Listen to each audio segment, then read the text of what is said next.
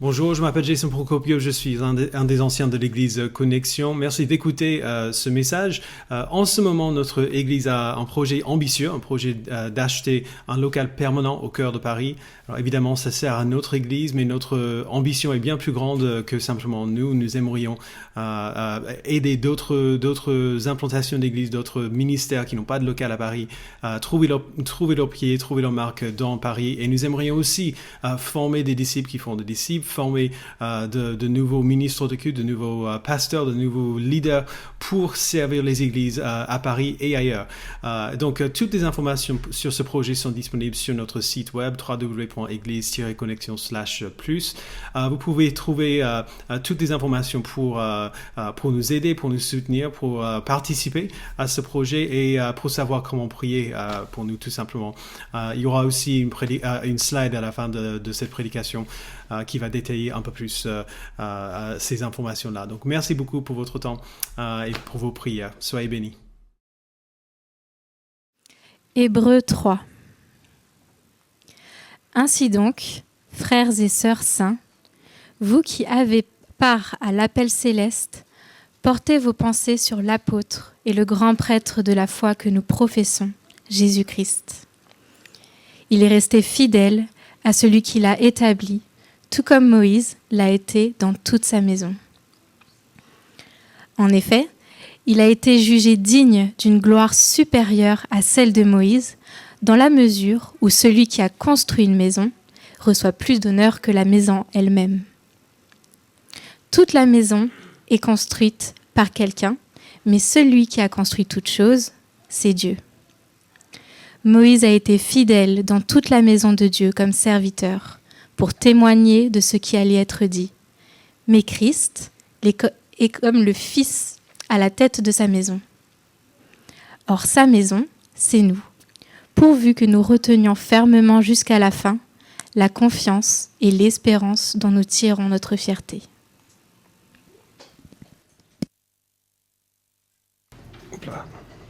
Amen. Jusqu'ici, la parole de Dieu. À chaque fois que Noël arrive, nous racontons l'histoire qu'on a entendue la semaine dernière. Marie et Joseph qui font le long voyage à Bethléem, je sens que je vais taper ça. Marie qui accouche dans des conditions, disons, moins qu'idéales, pas terribles. Et puis la merveille de la chose qui vient, Dieu lui-même naît comme un enfant humain. Et comme beaucoup de parents, à cette période de l'année, à chaque fois que nous racontons l'histoire, je ne peux pas m'empêcher de penser à la naissance de mes enfants. Je pense que c'est commun à la plupart des parents chrétiens. Quand on pense au bébé Jésus, on pense à quand nos enfants étaient bébés. La naissance des deux enfants, pour nous, étaient des expériences inoubliables, bien sûr, comme c'est toujours le cas. Mais c'est quand même particulier quand c'est la première fois. C'est pas que j'aime mon fils plus que ma fille, mais c'est quand même, j'avais jamais fait cette expérience. Quand Jack est né, c'était après un accouchement très long, très difficile. Ils ont presque dû faire une césarienne en urgence parce que c'était tellement dur, il y avait des problèmes. Alors quand il est enfin sorti, j'étais totalement submergé de soulagement et d'émotion. J'ai tellement pleuré que j'ai fait pleurer les infirmières en fait. Alors ça, en soi, ne veut pas dire grand-chose. Vous me connaissez, je pleure beaucoup. Vous vous souvenez de la pub Apple il y a quelques années où il y avait le soldat en Afghanistan qui regardait la naissance de son fils via FaceTime? J'ai pleuré comme un bébé. C'est pas étonnant que je pleure comme ça à la naissance de mon fils. Quand même, et c'est l'expérience de presque tous les parents, même de ceux qui arrivent à mieux garder les émotions, à mieux gérer leurs émotions que moi, quand j'ai tenu ce petit gars pour la première fois, je savais deux choses. D'abord, je savais qu'à partir de ce moment, ma vie avait fondamentalement changé. Rien ne serait pareil. De manière que je ne pouvais pas contrôler ou prédire, ma vie ne serait plus jamais la même. Et deuxièmement, je savais que je ferais tout pour ce petit gars. Absolument tout. Sans hésitation. Ma rencontre avec ce garçon a apporté avec elle des actes que je ferai, sans aucun doute. Si cela peut nous arriver, lorsque nous rencontrons un autre être humain, alors c'est infiniment plus fort lorsque nous rencontrons notre Sauveur et Seigneur, le Créateur de toutes choses. En tout cas, ça devrait l'être. Si vous vous souvenez de l'histoire, dans Luc chapitre 2, quand les bergers ont enfin trouvé le bébé couché dans la mangeoire, ils sont sortis de ce lieu en célébrant, en glorifiant Dieu pour tout ce qu'ils avaient entendu et vu. Donc leur réaction était immédiate et était forte.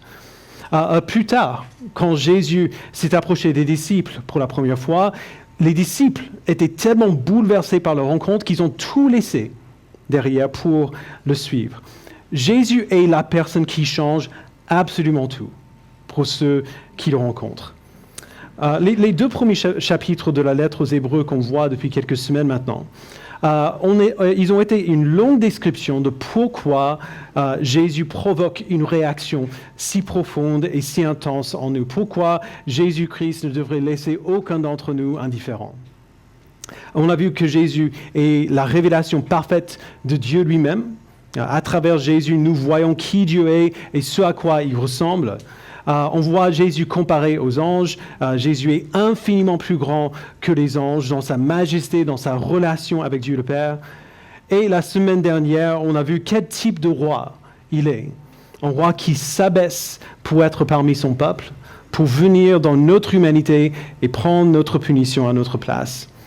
On va voir une dernière comparaison aujourd'hui, mais surtout, on va voir comment nous devons répondre à ce Sauveur. Une fois qu'on a trouvé notre Seigneur, notre Roi, notre Créateur, quelle est la réponse appropriée? C'est ça qu'on voit dans le chapitre 3, c'est ça qu'on va voir aujourd'hui et dimanche prochain. Donc, au début de ce chapitre, on voit Jésus comparé à Moïse. Si vous connaissez votre Bible, vous savez que Moïse était révéré par les Israélites. Il était un point de repère pour ce que ça fait que d'être un serviteur fidèle de Dieu. Alors pourquoi est-ce que Jésus est comparé à Moïse ici et pas quelqu'un comme Abraham ou David?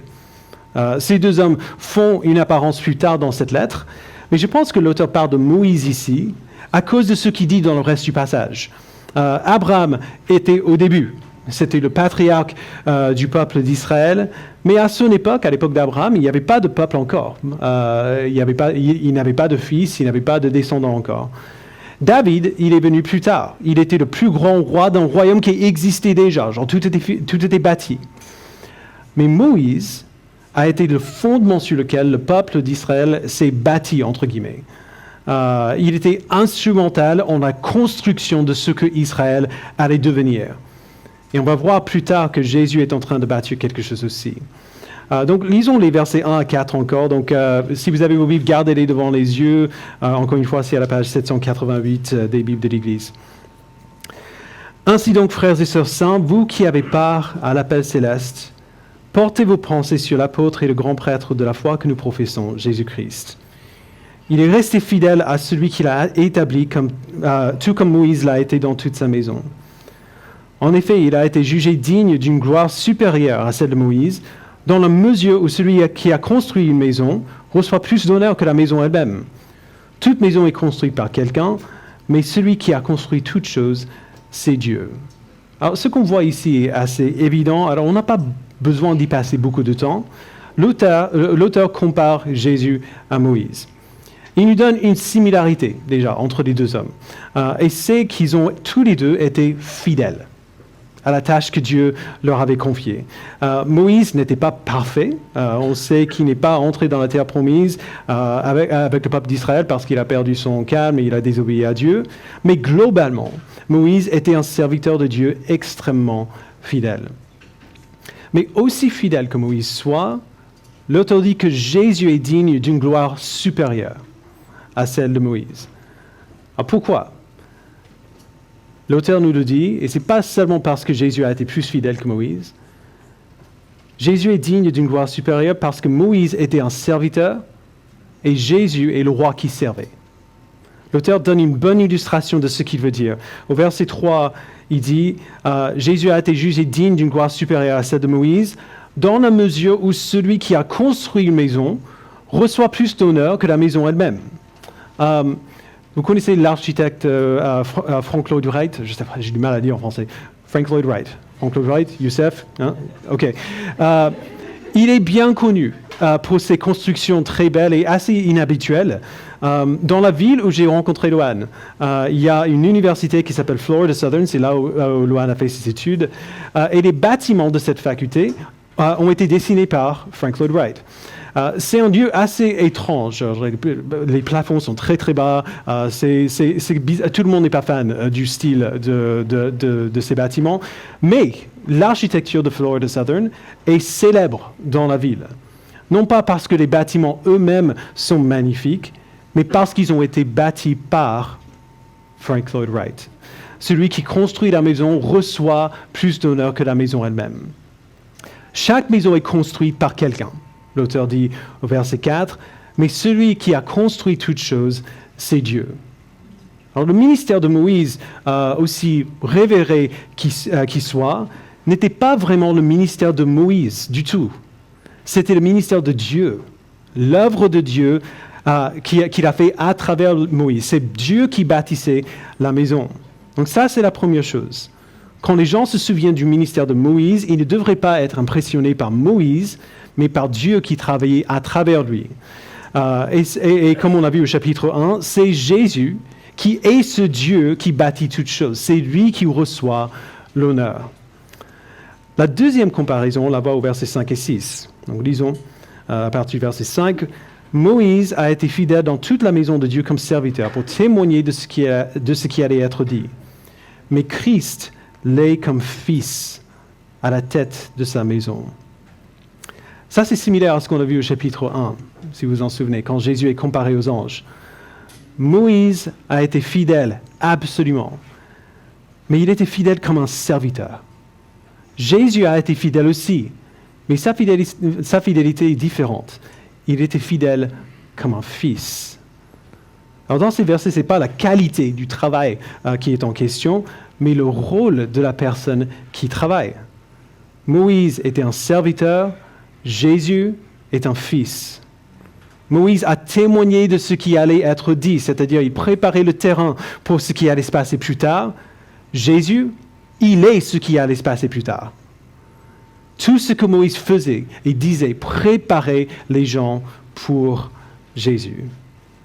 J'ai dit avant ma suspicion que l'auteur se sert de Moïse ici comme point de comparaison à cause de ce qu'il a fait. L'auteur dit que Moïse servait à construire la maison, entre guillemets, que Dieu voulait construire. Cette maison, alors bien sûr, n'est pas un bâtiment littéral, mais le peuple de Dieu, la famille dont on a parlé dimanche dernier.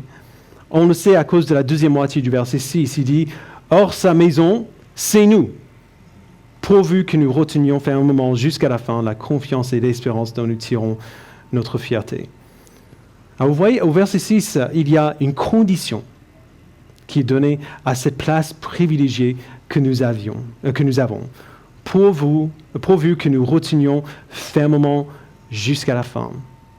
C'est-à-dire, il y a une façon particulière de répondre à Christ qui montre que nous sommes sa maison. Pour revenir à Frank Lloyd Wright, il a un style très distinct. Si vous connaissez son style, vous pouvez rapidement voir qu'un bâtiment vient de lui, à cause des caractéristiques de ce bâtiment. De la même manière, il y a une certaine façon de vivre qui montre que nous sommes la maison de Dieu. Il y a certaines manières de répondre à Christ qui montrent que nous sommes son peuple. Alors, c'est quoi ces manières de répondre? Il y a plusieurs exemples qu'on pourrait donner, et on en verra d'autres dimanche prochain. Mais dans notre texte, l'auteur nous en donne 3. On voit la première réponse appropriée à Jésus au verset 1. De nouveau, il dit « Ainsi donc, frères et sœurs saints, vous qui avez part à l'appel céleste, portez vos pensées sur l'apôtre et le grand prêtre de la foi que nous professons, Jésus. » Alors ça semble évident de le dire, mais c'est peut-être pas aussi évident qu'on imagine. Posez-vous la question un peu. Combien de temps est-ce qu'on passe à porter nos pensées sur Jésus? On considère régulièrement ce qu'il peut faire pour nous, peut-être. On considère toutes les questions que nous avons, les failles qu'on trouve dans la logique de la foi. On est très doué pour trouver des raisons pour ne pas nous tourner vers lui. ou alors à faire des acrobaties mentales pour excuser notre péché, pour se demander jusqu'où on peut aller avant que ça devienne vraiment grave. Là, on est très fort. Mais combien de temps est-ce qu'on passe à penser à lui, à considérer notre Sauveur, à qui il est? Combien de notre espace mental est occupé à contempler simplement notre Sauveur?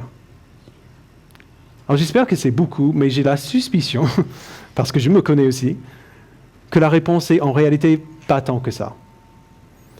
Je sais en tout cas que mes pensées ne se portent pas sur lui aussi souvent qu'il mérite. Pourquoi est-ce qu'on doit porter nos pensées sur Jésus? Déjà, pourquoi est-ce qu'il a besoin de le dire? Tout commandement est donné parce que Dieu sait qu'on ne les suivra pas instinctivement. On a besoin de le dire. L'auteur nous dit encore au verset 1, nous portons nos pensées sur Jésus parce qu'il est d'abord l'apôtre de la foi que nous professons. Alors pour être clair, il n'est pas un apôtre comme les autres apôtres que nous connaissons dans le Nouveau Testament. Le mot apôtre veut simplement dire quelqu'un qui est envoyé. Donc Jésus a été envoyé par Dieu, on l'a vu au chapitre 1, pour nous montrer qui Dieu est. Le Fils est le reflet de sa gloire et l'expression de sa personne. Jésus a été envoyé par Dieu pour montrer qui Dieu est. Ensuite, il nous dit que Jésus est le grand prêtre de la foi que nous professons. Vous vous souvenez de ce qu'on a vu dimanche dernier? Le rôle du grand prêtre était d'être l'intermédiaire entre Dieu et les hommes. C'est ce que Jésus a fait de manière parfaite, c'est ce qu'il fait encore. En prenant notre nature humaine, il est capable de représenter les êtres humains devant Dieu. Il a pris notre place, il a vécu notre vie et subi notre mort afin qu'il puisse se tenir devant Dieu dans sa présence et dire « Les péchés de ce peuple sont couverts. Ta colère contre eux est satisfaite. » Lorsque nous considérons Jésus, nous considérons tout ce que nous avons vu dans les 2 premiers chapitres de cette lettre. Sa majesté et sa gloire qui est au-dessus des anges, son humilité et son abaissement qui font de lui un roi qu'on peut suivre et qu'on veut suivre. Et maintenant, sa fidélité à la tâche que Dieu lui a donnée. La fidélité dans chaque tentation, la fidélité dans chaque souffrance, la fidélité jusqu'à la mort. Troisièmement, nous portons nos pensées sur Jésus parce qu'il est, comme on l'a vu avant, le constructeur. Et nous sommes sa maison. Comme j'ai dit, cette maison est métaphorique, alors disons-le clairement, si nous voulons savoir qui nous sommes, nous devons considérer notre Créateur et notre Sauveur. Nous sommes la maison qui construit, mais comment est-ce qu'on peut savoir ce à quoi nous sommes censés ressembler si nous ne connaissons pas le constructeur qui bâtit la maison? Un disciple est quelqu'un qui suit et qui imite un maître. Comment savoir ressembler à notre maître si nous ne portons pas nos pensées sur lui?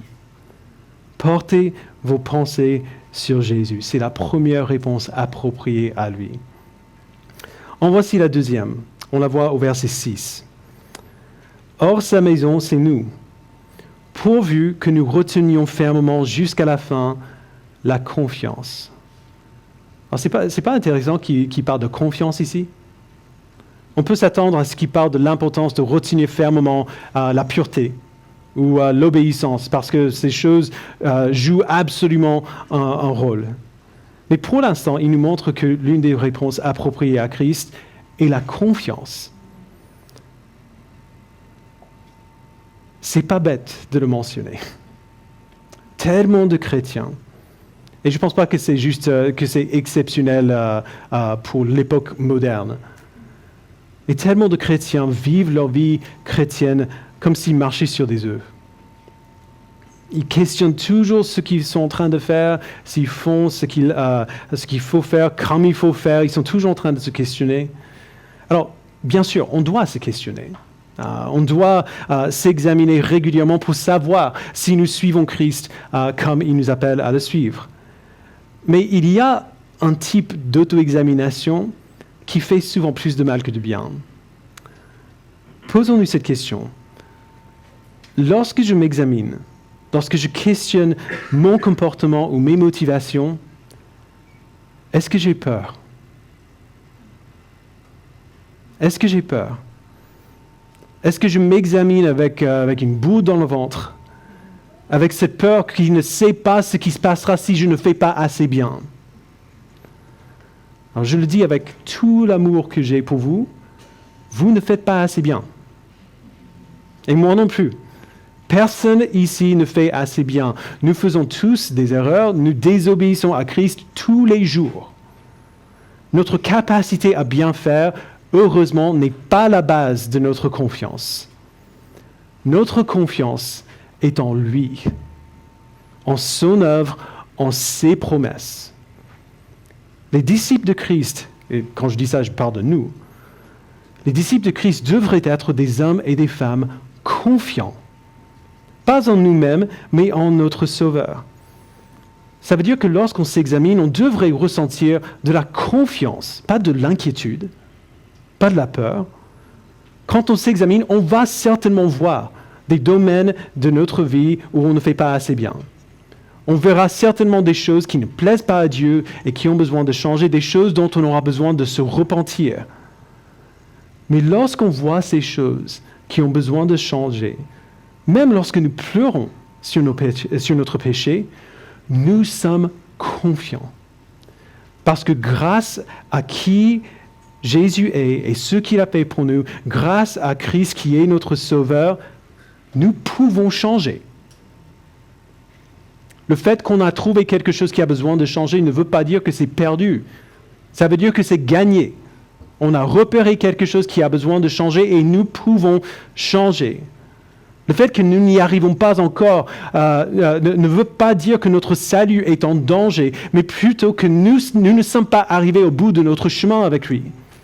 Jésus a encore l'occasion de nous rendre plus semblables à lui. Et il promet de faire justement cela. On se souvient de Romains 8. Dieu nous a prédestinés à être conformes à l'image du Fils de Dieu. On doit se poser des questions, on doit s'examiner. Mais on n'a pas besoin de s'inquiéter. Nous retenons fermement notre confiance. Donc ça, c'est la deuxième manière. La dernière manière de répondre à Jésus dans ce texte est similaire. Verset 6 encore, on lit.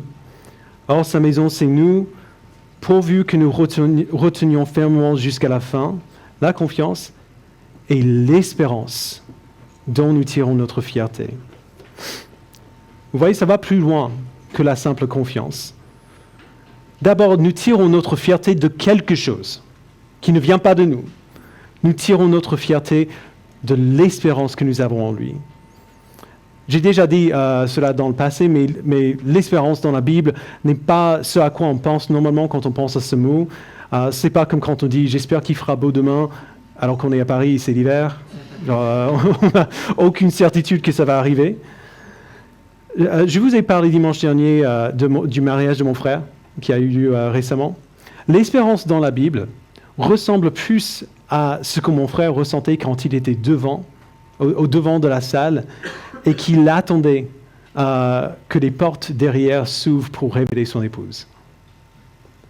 Les portes ne sont pas encore ouvertes, mais il sait que son épouse est juste là. Elle est juste là, de l'autre côté, prête à venir vers lui. L'espérance est l'anticipation de ce qui est là, mais qu'on ne voit pas encore. Ce que nous ne voyons pas encore, mais qui vient, c'est l'accomplissement de l'œuvre que Christ a faite, l'accomplissement final. Nous avons cette espérance sûre qu'un jour Christ reviendra et ce jour-là, il enlèvera du monde le péché et ses effets. Il nous ressuscitera d'entre les morts comme lui-même a été ressuscité. Il glorifiera notre corps, ou nos corps, les purifiant de la mort et de la décomposition et du péché. Et nous vivrons pour toujours avec lui dans les nouveaux cieux et la nouvelle terre, parfaitement comblés en lui. Et cette espérance ne nous laisse pas indifférents. Elle nous donne de la confiance, comme on l'a vu avant, mais encore plus, elle nous rend fiers. Nous tirons notre fierté de cette espérance. Alors ça peut sembler un peu étrange, vu la valeur que la Bible donne à l'humilité. Mais encore, ce n'est pas de la fierté en nous-mêmes. Ce n'est pas de l'orgueil. On n'est pas fiers de nos accomplissements. On est fiers de notre frère adoptif, Jésus-Christ qui a vécu, qui est mort, qui est ressuscité pour nous donner cette espérance-là. On est fiers de lui. Nous sommes fiers de ce message incroyable qu'il nous a donné de proclamer au monde. Quelle opportunité nous avons de dire aux gens comment ils peuvent être libres de vivre comme Dieu les a créés, de vivre pleinement humains, pour toujours et glorifié et parfait en lui. Nous sommes fiers du Dieu qui connaît et qui voit toutes choses, qui nous connaît mieux que nous nous connaissons nous-mêmes et qui sait mieux que nous comment nous pouvons être heureux. Tellement de chrétiens ont honte de leur foi. Lorsqu'on a l'occasion de parler à quelqu'un de Jésus, on hésite parce que, franchement, c'est gênant. Je suis aussi coupable que quiconque à ce niveau. C'est difficile d'être fier de quelque chose que le monde trouve ridicule. Mais la question qu'on doit se poser, c'est est-ce que c'est ridicule? Est-ce que c'est vraiment ridicule? Est-ce qu'on a raison d'en avoir honte? Et la réponse est absolument pas. Comme Paul nous dit dans 1 Corinthiens 1,18, le message de la croix est une folie pour ceux qui périssent, mais pour nous qui sommes sauvés, il est la puissance de Dieu. Nous n'avons aucune raison d'avoir honte. Nous sommes fiers de notre Sauveur. Nous retenons fermement jusqu'à la fin l'espérance dont nous tirons notre fierté. Alors, tout à l'heure, j'ai dit que lorsque j'ai tenu mes enfants dans mes bras pour la première fois, j'ai été submergé d'émotions. Mais je n'étais pas seulement ému, j'étais aussi déterminé. Je les ai regardés dans les yeux, genre ils ne me regardaient pas trop, les yeux baladent dans tous les sens. Mais je les ai regardés dans les yeux et je leur ai fait des promesses. Des promesses de vivre d'une certaine manière. Non pas parce que c'était mon devoir, mais parce que je comprenais. Genre, à ce moment-là, on prend la mesure du don incroyable que Dieu nous donne, que Dieu m'a donné en me donnant ses enfants. De même, lorsque nous réalisons qui est Jésus et ce qu'il a fait, nous sommes nécessairement poussés à répondre. Nous portons nos pensées sur notre Sauveur, nous méditons sur lui, nous apprenons à le connaître, nous le considérons. Ce Noël, quand nous nous rassemblons pour manger ou pour échanger des cadeaux, on se souvient que chaque lumière, chaque décoration, chaque saveur dans chaque plat part de lui. Nous nous émerveillons devant le miracle de sa venue. Dieu fait homme pour sauver des hommes et des femmes de toutes les nations à travers toute l'histoire humaine. Nous nous souvenons des complexités de son caractère et de la grandeur de sa gloire, et que lorsque nous voyons Christ, nous voyons Dieu lui-même. Nous retenons fermement notre confiance. Nous ne vivons pas dans la crainte. Les chrétiens qui connaissent leur Sauveur sont nécessairement confiants, parce qu'ils savent que leur salut ne dépend pas d'eux. Si nous sommes confiants en nous-mêmes, nous allons certainement nous écraser, parce que nous ne pourrons jamais vivre à la hauteur de la confiance que nous avons. Mais si nous sommes confiants en lui, là on est sur un terrain à 100% solide, éternellement solide. Nous pouvons nous examiner, nous pouvons nous questionner, mais nous n'avons aucune raison d'avoir peur ou de nous inquiéter. Si nous nous sommes repentis de notre péché et placé notre foi en Christ, nous sommes en sécurité. Il ne nous lâchera pas. Et enfin, nous retenons fermement l'espérance dont nous tirons notre fierté. Nous avons reçu un cadeau inestimable. C'est ce qu'on essaie de dire aux enfants à Noël. Parce que les cadeaux sous le sapin, ça peut vite devenir horrible. Ça peut vite devenir une folie consumériste qu'on voit jouer en miniature quand on est petit. Mais on dit à chaque fois qu'on fait des cadeaux pour rappeler le cadeau ultime que nous avons reçu. Ce n'est pas un cadeau qui nous appartient non plus.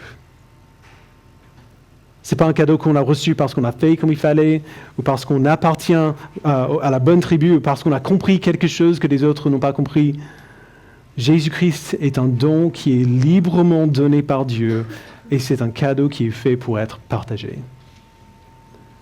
Alors, nous n'avons pas honte. Pour le reste du monde, l'Évangile semble comme une folie, mais pour ceux qui sont sauvés, il est la puissance de Dieu. Nous contemplons la majesté du Fils de Dieu et ensuite nous quittons la mangeoire en célébrant Christ et en le proclamant devant tous ceux qui nous écouteront. Alors je vous encourage, tout comme je m'encourage aussi, parce que je suis très faillible à tous ces niveaux. Je nous encourage tous, pendant cette semaine de Noël, à répondre ainsi au Fils de Dieu. Ce sont les réponses appropriées au Fils de Dieu qui est venu. Et on verra d'autres réponses dimanche prochain. Et en attendant ce moment-là, je vous invite à prier. Père, nous te remercions pour ton Fils. Merci pour le cadeau que nous avons reçu en lui. Père, tu sais pertinemment ce que chacun et chacune vit cette semaine. Tu sais, tu connais les questions que nous nous posons tous. Tu connais les incertitudes que nous avons tous. Tu connais le manque de confiance de certains ou la confiance mal placée d'autres. Tu sais à quel point nous avons du mal à voir clair qui tu es, ce que tu as fait et quelle doit être notre réponse quand tout le monde autour de nous semble nous dire le contraire. Alors je prie, en cette semaine de Noël, que tu nous donnes de la clarté d'esprit, que tu illumines, que tu fasses un spot sur ce qu'on doit voir à Noël, que tu nous aides à porter nos pensées sur Christ, l'apôtre et le grand prêtre de la foi que nous professons. Aide-nous, Père, à le considérer, à réfléchir sur lui, à méditer sur lui.